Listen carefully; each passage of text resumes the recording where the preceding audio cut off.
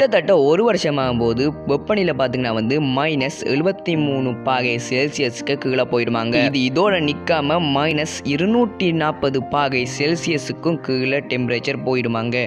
So வந்து ரொம்ப கீழே வந்து ரொம்ப குளிரான ஒரு பிளானட்டாக வந்து இந்த பூமி போயிடும்.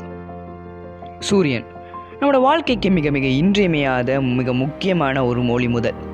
சூரியன்லேருந்து நம்ம மிக முக்கியமாக 2 விஷயத்தை பெற்றுக்கொள்கிறோம். ஒன்று ஒளி, இன்னொன்று வெப்பம். ஒளி பகல்லையும் சரி இரவுலையும் சரி நமக்கு வெளிச்சம் கிடைக்கிறதுக்கு காரணம் சூரியன் தான். பகலில் சூரியன் வந்து டைரெக்டாகவே வந்து நமக்கு வந்து ஒளியை கொடுப்பாரு. ஆனால் இரவில் வந்து சந்திரன் வந்து சூரியனோட ஒளியை உறிஞ்சி தான் வந்து நமக்கு ஒளியை தருது. அதே மாதிரி தான் வெப்பம். சூரியனோட வெப்பம் தான் வந்து நம்மளோட உலகத்தோட டெம்பரேச்சரை வெப்பநிலை வந்து சீராக ஒழுங்காக இருக்கிறதுக்கு உதவி செய்யுது. ஸோ வந்து இந்த ஒளியும் சரி வெப்பமும் இல்லாமல் போயிடுச்சுன்னா உலகத்தோட இந்த சரியான பேலன்சிங் சமநிலையை வந்து நிச்சயமாக சீர்குலைஞ்சு போகும். ஒளியும் வெப்பமும் மட்டும் இல்லாமல் அந்த ஒளியையும் வெப்பத்தையும் தவிர அந்த ஒளி முதலே அந்த சூரியனே காணா போச்சுன்னா என்ன நடக்கும்?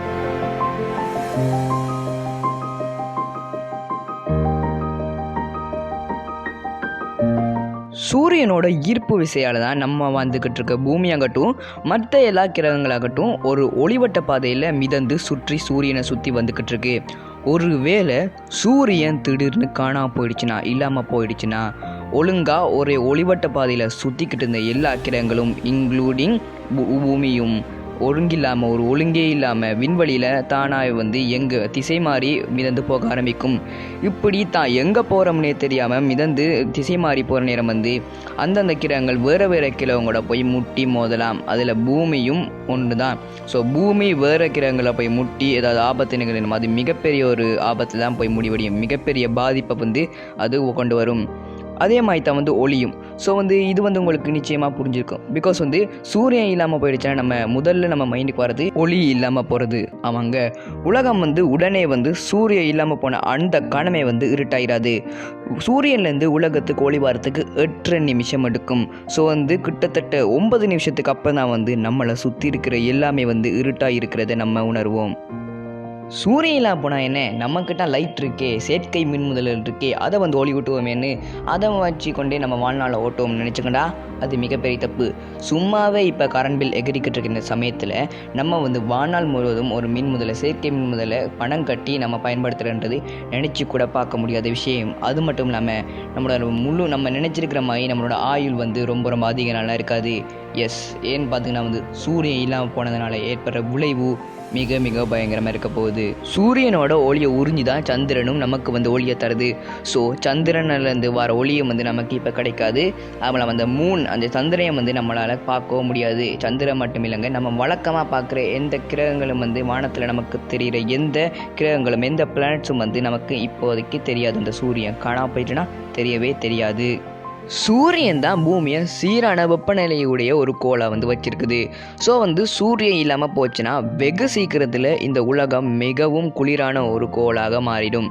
பூமியில் ஓரளவான வெப்பநிலை இருக்குது. அதனால் மனுஷங்களாக இருக்கட்டும், விலங்குகளாக இருக்கட்டும், மற்ற தாவரங்களாக இருக்கட்டும், இதெல்லாம் வந்து உடனே ஃப்ரீஸ் ஆகிட மாட்டாங்க.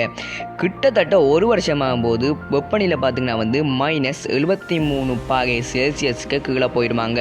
உடனே வந்து உங்களோட வாயை அகல திறந்து உடனே மூடிடாதுங்க. பிகாஸ் வந்து இது இதோட நிற்காம -240 பாகை செல்சியஸுக்கும் கீழே டெம்பரேச்சர் போயிடுவாங்க. ஸோ வந்து ரொம்ப கீழே வந்து ரொம்ப குளிரான ஒரு பிளானட்டாக வந்து இந்த பூமி போயிடும். பூமியை வந்து வழக்கமாக வந்து ப்ளூ பிளானட்னு சொல்லுவாங்க. ஸோ வந்து இந்த சம்பவம் மட்டும் நடந்துச்சுன்னா பூமியை வந்து ஐஸ் பிளானட்னா சொல்லுவாங்க. பூமியோட மிக முக்கியமான செயல்முறை தான் ஒளித்தோப்பு.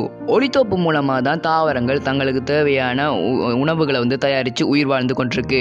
ஸோ அந்த ஒளித்தோப்புன்ற செயல்முறைக்கு வந்து சூரியனும் வந்து மிகப்பெரிய ஒரு பங்காற்றுது. ஸோ சூரிய ஒளி இல்லைண்டா, அந்த சூரியன்லேருந்து வர சூரிய ஒளி இல்லைன்னா ஒளித்தோப்பு செய்ய முடியாது. ஸோ தாவரங்களும் சரி, அதை சாப்பிட்ற அதை நம்பி வாழ்கிற விலங்குகளும் சரி, அந்த விலங்குகளுக்குள்ள மனுஷனும் உட்படுவான் என்று இந்த ஒரு பெரிய ஒரு சங்கிலி தொடர்பு ஒன்று வரும். ஸோ அந்த சங்கிலி தொடர்பு இருக்கிற இந்த பங்கு பெற்றிருக்கிற அனைவருமே வந்து இறந்து போவாங்க உணவு இல்லாமல்.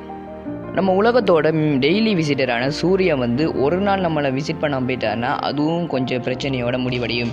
இருந்தாலும் வந்து அந்த விசிட்டரான சூரியன் வந்து நிரந்தரமாக நம்ம உலகத்தை விசிட் பண்ணாமல் போயிட்டாருன்னா, இந்த சோலார் சிஸ்டத்தையே விசிட் பண்ணாமல் எங்கேயோ காணாமல் போயிட்டாருன்னா அது மிகப்பெரிய பிரச்சனைகளோட கொண்டு போய் முடியும். பட் இதெல்லாம் வந்து ஜஸ்ட் தோட் தான். இப்போ சூரியன் காணாமல் போச்சுன்னா இப்படி தான் நடக்கும் என்ற ஒரு சில பல ப்ரெடிக்ஷன்ஸ், சில பல பாசிபிலிட்டிஸ் தான் தவிர மற்றபடி இதில் நடக்கவும் போகிறதில்ல. நடக்குமானு தெரியல. இருந்தாலும் வந்து நடக்க சான்சஸ் நிச்சயமாக மிக மிக குறைவு தான். ஏன்னா சரி, அடுத்த ஒரு எபிசோடில், அடுத்த ஒரு வாட் இஃபோட எபிசோடில் இதை விட ரொம்ப பயங்கரமான, இதை விட நினச்சி கூட பார்க்க முடியாத விஷயத்தில் சந்திப்போம்.